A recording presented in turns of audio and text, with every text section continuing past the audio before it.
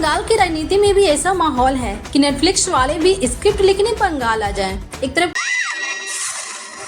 कांग्रेस कह रही 21 जुलाई हमारा था और हमारा ही रहेगा। अच्छा। दूसरी तरफ टीएमसी बोल रही इतने साल बाद याद आया। सही बात है। और जनता सोच रही है ये शहीद दिवस है या फिर पारिवारिक जमीन का केस। तो आखिर 21 जुलाई में ऐसा क्या खास है? क्यों कांग्रेस और टीएमसी आमने सामने आ गई है? और क्या बंगाल की राजनीति में फिर से बड़ा उलटफेर होने वाला है? आज पूरी कहानी समझेंगे, थोड़े इतिहास के साथ, थोड़े व्यंग के साथ और थोड़ी बंगाल वाली राजनीतिक मिठास के साथ। इसलिए अंत तक बने रहिए।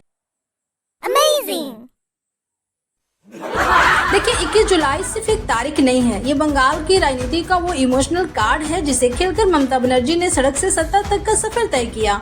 कहानी शुरू होती है साल 1993 से। तब बंगाल में वाम मोर्चा सरकार थी और युवा ममता बनर्जी कांग्रेस में थी। 21 जुलाई 1993 को कोलकाता के एस्प्लेनेड इलाके में रैली निकाली गई। मांग थी वोटर आईडी को पहचान पत्र बनाया जाए, लेकिन प्रदर्शन के दौरान पुलिस फायरिंग हुई और 13 युवा कांग्रेस कार्यकर्ताओं की मौत हो गई।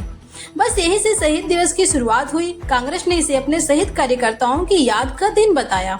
लेकिन फिर राजनीति में ऐसा ट्विस्ट आया जैसे टीवी सीरियल में अचानक 20 साल बाद खोया हुआ किरदार लौट आता है। बड़े बड़े देशों में ऐसी छोटी छोटी बातें होती रहती हैं, सिनोरिटा।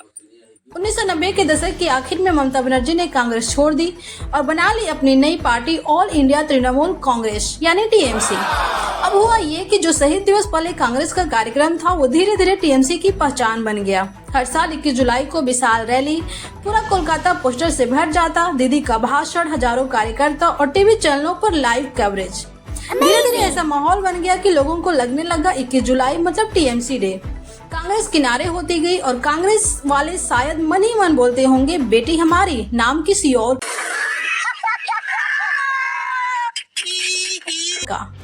अब आते हैं सबसे मजेदार हिस्से पर। इतने साल बाद कांग्रेस अचानक कह रही 21 जुलाई हमारा भी है। अब सवाल उठता है अभी क्यों? तो इसके पीछे कई वजहें बताई जा रही हैं। पहली वजह, टीएमसी की राजनीतिक हालत पहले जैसी मजबूत नहीं दिख रही। दूसरी वजह, पार्टी के अंदर लगातार खिंचतान और असंतोष की खबरें। तीसरी वजह, कांग्रेस बंगाल में खुद को फिर से जिंदा दिखाना चाहती है। यानी कांग्रेस सोच रही है जब दीदी कमजोर दिख रही है तो पुराना सामान क्यों न वापस मांग लिया जाए।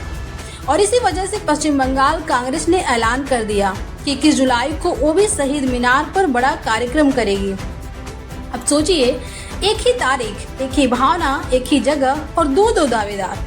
ये राजनीति कम फैमिली प्रॉपर्टी डिस्प्यूट ज्यादा लग रहा है। बंगाल की राजनीति वैसे भी देश की सबसे फिल्मी राजनीति मानी जाती है। यहाँ हर कुछ महीनों में नया ट्विस्ट आता है। कभी नेता पार्टी बदलते हैं, कभी पार्टी नेता बदल देती है और कभी कभी जनता ही पूरा गेम बदल देती है।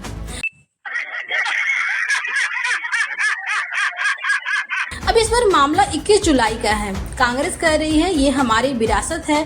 टीएमसी सोच रही इतने साल हमने संभाला, अब अचानक याद आ गया आपको। और बीजेपी किनारे बैठकर शायद पॉपकॉर्न खा रही होगी। देखिए, ये लड़ाई सिर्फ एक कार्यक्रम की नहीं है, ये लड़ाई है बंगाल में विपक्ष की राजनीति कौन करेगा। कांग्रेस चाहती है कि लोग उसे पूरी तरह खत्म हुई पार्टी न समझे। टीएमसी चाहती है कि उसकी पकड़ और पहचान बनी रहे और बीजेपी चाहती है कि विपक्ष आपस में लड़ता रहे।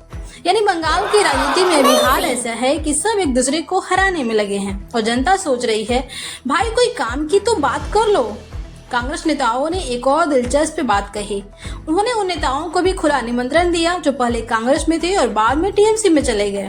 मतलब सीधा संदेश, घर वापसी का ऑफर चालू है। अब ये लाइन सुनकर कई पुराने नेता सोच में पड़ गए होंगे, उधर टिकट मिलेगा या फिर इधर। सच्चाई ये है कि आम जनता अब सिर्फ भावनात्मक भाषण नहीं चाहती। लोग रोजगार चाहते हैं, महंगाई पर जवाब चाहते हैं और भ्रष्टाचार पर कार्रवाई चाहते हैं। लेकिन राजनीति में अक्सर ऐसा होता है कि पुराने प्रतीकों और इमोशनल मुद्दों पर नई लड़ाई शुरू हो जाती है और 21 जुलाई का विवाद भी उसी का हिस्सा बनता दिख रहा है। तो कुल मिलाकर कहानी ये है, 21 जुलाई बंगाल की राजनीति की सबसे प्रतीकात्मक तारीखों में से एक है। कांग्रेस कह रही है बस इस इतिहास की शुरुआत हमने की थी। टीएमसी कह रही है लेकिन इसे पहचान हमने दी और जनता पूछ रही है अच्छा अब आगे क्या होगा। क्या इस लड़ाई से बंगाल में कांग्रेस फिर मजबूत होगी? क्या टीएमसी की पकड़ कमजोर पड़ रही है या फिर ये सिर्फ राजनीतिक शक्ति प्रदर्शन है? ये तो आने वाला वक्त बताएगा।